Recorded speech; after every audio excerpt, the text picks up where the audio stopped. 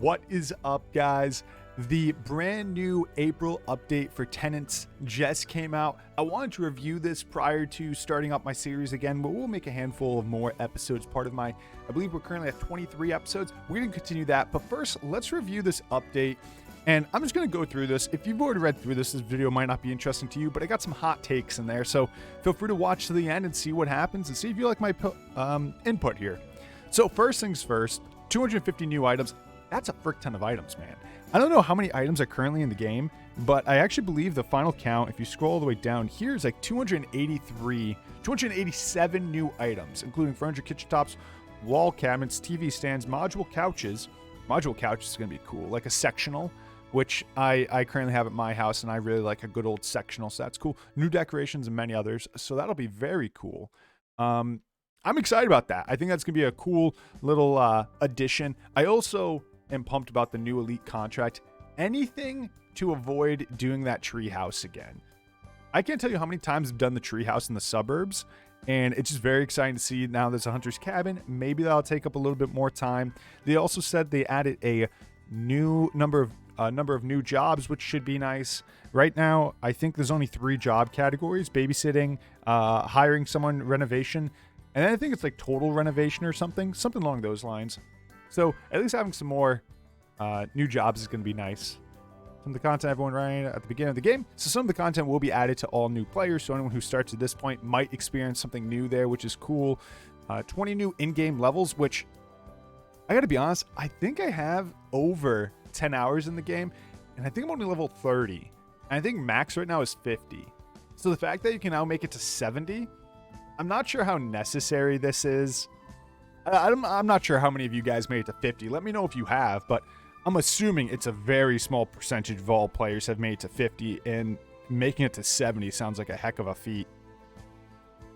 But whatever. And then the prettiest treasures are obviously towards the end as you get higher in level, so that's cool.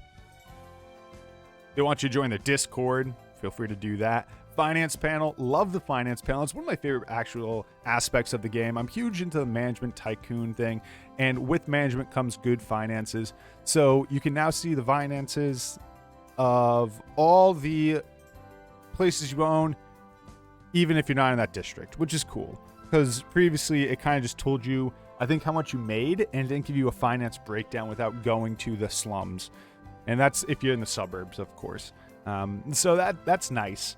And I think that's probably good. As we go down, they kind of said something about here. We'll now show agent control properties in a simplified manner, allowing you to gauge all finances, which is nice. As a result, the income panel on the bottom will finally consider all income sources. That was one of the big issues. So this will now take in all income sources. Additionally, you'll be able to now pay all your bills at once, which I never found to be a huge issue. I kind of just scrolled down and clicked pay all, but I guess a one-stop shop, a one-click button like down here in this little screenshot here, it's a nice addition. I think that's good. As we go into smart snapping, I've had this issue with, I think it was toilets a lot, where they would just sit there and then would not click to the wall. Now they have smart snapping, so items should snap into the wall, which I think it's more or less just a little tweak. I don't think it's a huge deal. It'll be nice, I guess, if you're a new player. For me, I got so used to rotating things that this isn't super important to me, but that's okay. Save system. This is huge. So when I've been playing a handful of games in early access, especially not in full release, but early access, for example, Universe Sim, I had to do a walk around for Universe Sim to continue playing my original save. And for most people, it's not a big deal because, you know, you restart, you have some fun, you kind of go through it again. For me, whenever I'm making these 20, 30 episode series, it's a huge deal because once I lose my save, that series is dead. I can't continue advancing in the series if I can't go through the new content. So it looks like they're doing some, adding some systems in place, trying to maintain your save files, which is good for us early access players. If you're invested now, that's a nice addition. They added a settings app, which you can manage notifications. You guys always commented on my series that I wasn't reading notifications, and I gotta be honest, I don't freaking read them anyways. So maybe being able to knock out a couple that I don't think is important will help, but even so, I'm not sure, man. We'll see. wall display modes. So this is just adding additional options for like a Sims-like wall display. So if you played Sims, there's 3 options. It's flat, smart. This is they're calling smart hide walls, but it's just it shows just the back wall so you can see the room and visualize the room without having stuff in the way. And then hide all walls. So just kind of adding the Sims feature they have, which is cool. I don't think it's huge, but I think that's nice. Uncle action queue. Okay, so this one is, I can't tell you how many times I've canceled his actions. So now he can repair, and it looks like it kind of just puts a number above it on what task he has to do next. I think that's huge. It's, once again, just a quality of life update, but I think that's really nice. I have canceled so many of his actions, so I'm kind of excited to be able to make a queue so we can just go through everything, then we just exit right after. And I can kind of do this a little bit more mindlessly as I respond to clients and stuff via the messenger, or figure out what I want to do next as I look through the other jobs that are available. So that'll be good. This one I'm interested in. So balance changes. They are... During the last month, we've... the in-game economy. We're launching the first major batch of balance-related changes. First and foremost, we wanted to address the inconsistency in financial model. Hence, we've rebalanced all property prices, which I got to look at before I can give you like an honest opinion on property prices, bill amounts, profit margins, and have also reworked the in-game algorithms, including rent calculation algorithm, how tenants' ratings work, and the way they negotiate lease. So this one's really weird, because I actually don't find this game easy at all. And I think they're kind of saying it's too easy.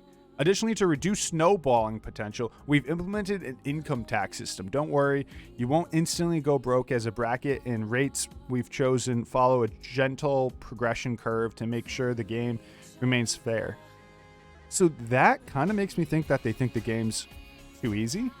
And I found myself struggling a lot trying to pay off loans and make it through the series without going bankrupt. Like, I was on the cusp of a couple episodes. If you guys watch through, I think I have 3 or 4 episodes where I was just doing quick job after quick job just so I could keep afloat. Don't get me wrong, I was expanding probably quicker than most tenants would, most landlords in this game would, but I did not find this like all that necessary. Now, if they reduce the property costs on some properties, like 300,000 would have taken me like 7 or 8 episodes to get there, which is, I don't know, 4 hours. Like, that's a long time just to buy one property. I'll give them a better input, and you guys let me know what you think of this in the comments, because I don't have much of an opinion on it just yet. New batch of avatars, cool, like not necessary to highlight. There was actually 1 or 2 things in here that I thought was cool, but they did not highlight in these kind of bigger notes.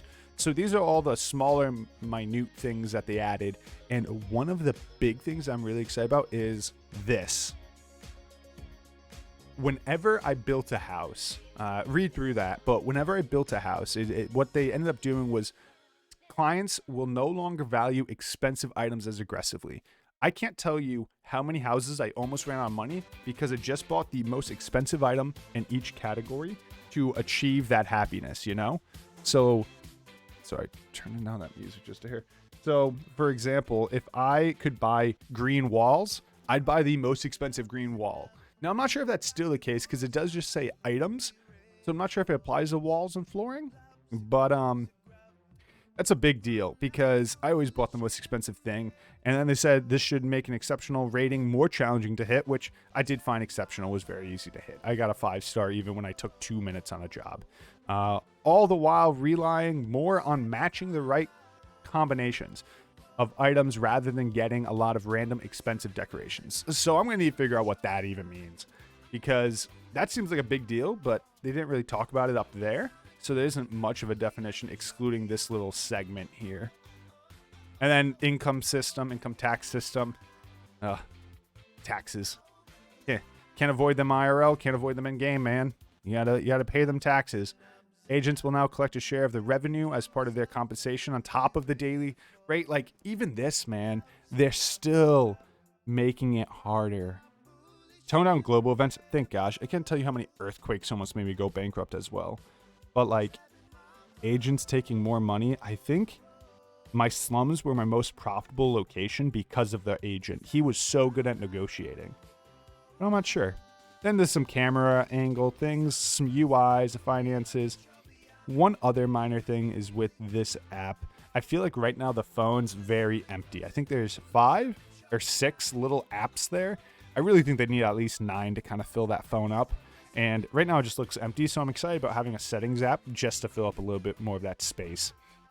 But that's my input. You guys got it. I hope you guys are excited about it. Let me know your thoughts and opinions on this overall patch. Are you pumped about it? Will you be going back into the tenants? I know I will. I'm going to have some more content up ASAP. But for now, guys, I'm heading out. Thank you so much for watching and supporting this content. Please like, comment, and subscribe. Let me know what else you'd like to see on my channel, and I will catch you all in a future episode. Thanks, guys.